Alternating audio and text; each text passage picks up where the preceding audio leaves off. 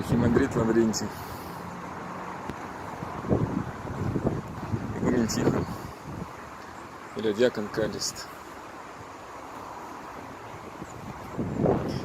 архимандрит Илья, архимандрит Никон, архимандрит Рафаил, игумен Игнатий, иеромонах Модест, монах Венедикт, игумен Ферапонт,